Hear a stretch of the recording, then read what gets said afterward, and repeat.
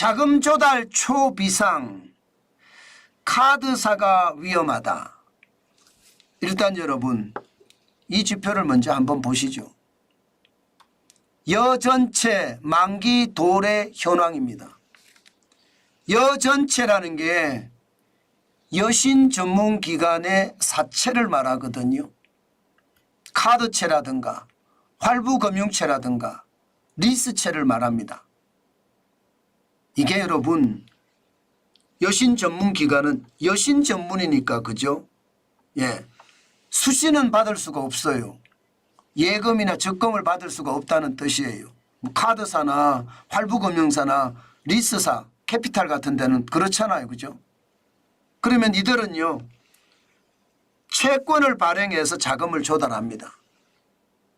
그런 다음에 자금 조달된 자금을 가지고 쉽게 말하면 영업을 하는 거예요. 대출을 해주고 그리고 거기에 이익을 챙겨서 기업을 살려가는 것. 이게 여신 전문 기관들이 하는 일입니다. 그런데 여기에서 제일 중요한 것. 채권을 발행한다고 했잖아요. 채권은 각각 만기가 있거든요. 뭐 3년물 채권이든 5년물 채권이든 3년물, 5년물, 10년물 하는 만기가 있습니다. 이게 지금 카드사나 활부금융사나 리스사에게는 굉장히 충격이 된다는 뜻이에요. 올해까지 전체 만기 금액이 무려 57조 6,649억 원입니다. 엄청나게 많지요. 그런데 중요한 것은 그게 아닙니다. 중요한 것은요. 이게 저금리 시기에 채권을 발행한 거예요. 예를 들어 2022년 4월 이전에 채권 발행을 했다면요. 그때 금리는요. 1.421%에서 3.004%였습니다. 그 금액이 32조 2,925억 원입니다.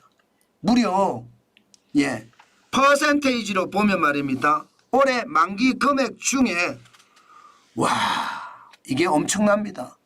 거의 56%에 달합니다. 56%. 32조 2,925억 원. 자, 이게 만기가 되면 이제 돈을 돌려주던가 그렇지 않으면 다시 채권을 발행을 해서 이게 채권 연장을 시켜야 되거든요. 문제는 채권 연장하는 채권 금리가 어마무시하다는 거예요. 지금 현재 여전체 3년 만기 금리는요. 3.878%에서 6.6.642%입니다. 다시 말해서 2022년 4월 이전에 채권의 금리가 2배 이상이 됐다는 거예요. 2배 이상. 1.421%에서 3.004%에서요. 3.878%에서 6.642%가 됐으니까 2개가 된 거죠. 2배가. 자, 이렇게 2배가 되면 여러분 예를 들어 리스채 지금 저금리 시기에 빌린 금액만 3조 1260억 원입니다. 이거 발행이 제대로 될까요? 아니 금리만 주면 발행은 제대로 되겠죠. 그렇지만 금리 부담은 또 어쩌겠습니까? 카드사도 마찬가지입니다. 13조 1천억 원이나 됩니다. 저금리로 발행한 게 이거 대환 채권을 발행을 해야 되거든요. 활부금융사는 더 많습니다. 16조 665억 원입니다. 어마어마하죠. 어마어마하죠. 이게 말입니다. 과거에는 1%에서 3% 금리로 채권을 발행했는데 지금은 3%에서 거의 7%의 금리로 발행을 해야 된다는 뜻이잖아요. 부담은요. 부담은 어마무시해질 겁니다. 지금 말입니다.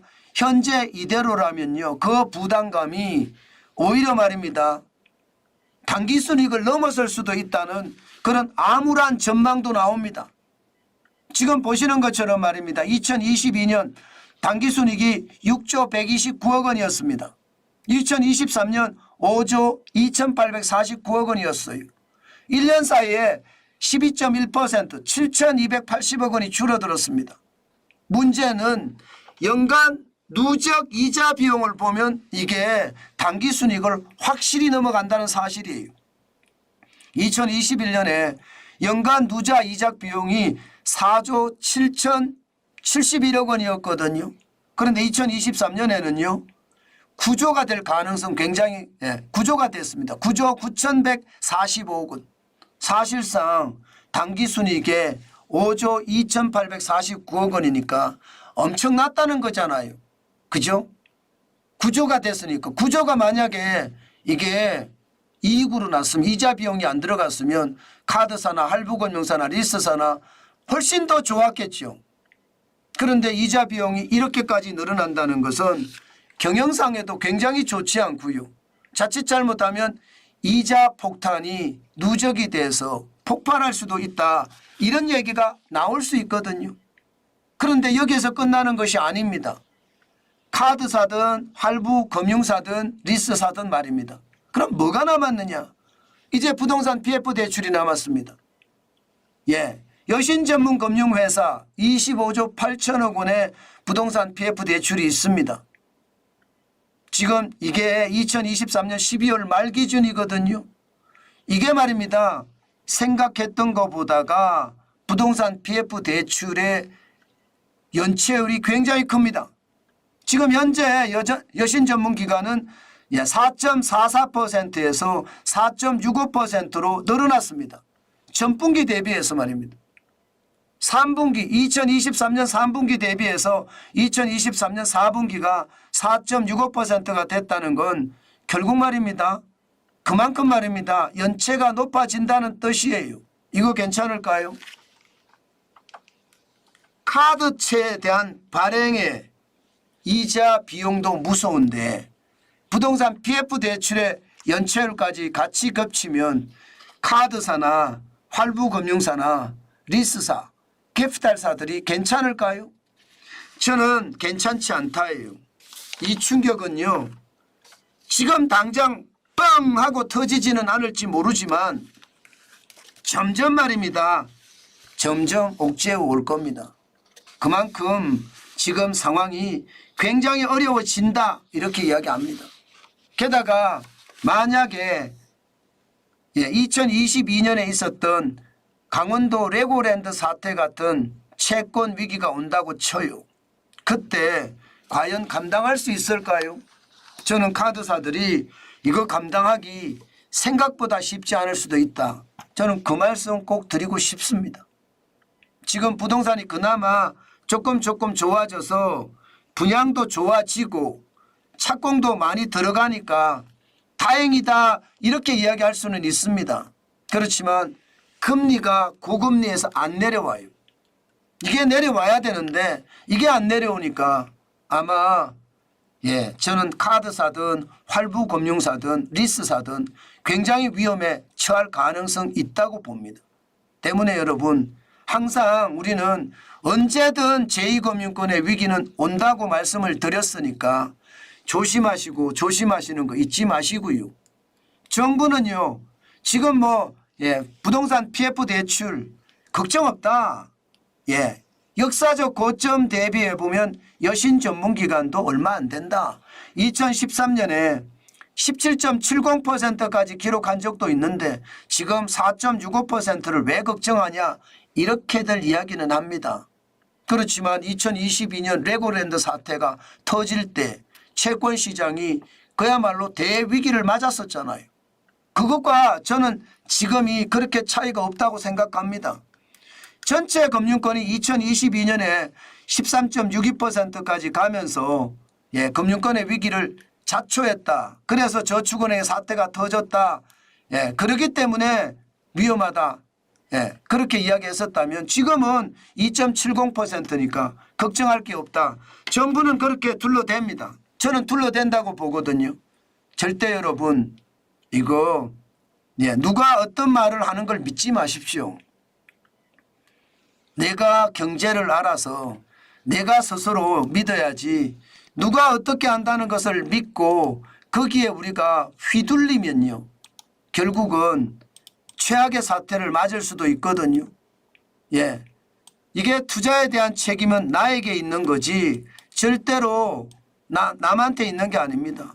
정부가 어떤 말을 하든 내가 내 자산을 지키기 위해서는 노력해야 됩니다.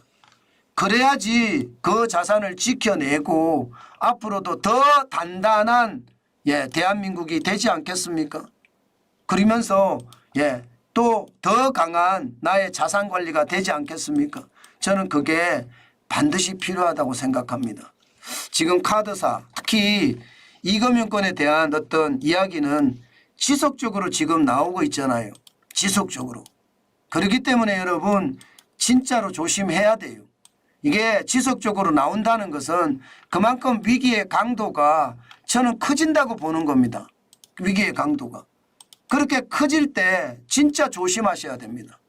이게 단순하게 시장을 봐서는 절대 안 된다는 말 다시 한번 여러분들에게 제가 꼭 강조하고 싶습니다. 그래야지 지금 시장의 변화에 아주 능동적으로 대처하지 않을까 싶어요. 정환진 TV를 본다고 하더라도요. 여러분들의 경제적 지식의 자유가 어느 정도 갖춰줘야 됩니다. 그래야만 어느 위기가 오더라도 우리는 버텨낼 수 있거든요. 저는 여러분에게 다시 한번 강조합니다. 제발 위기를 확실하게 인지하고 그에 대한 대비책 내 스스로 만들기를 꼭 당부드립니다.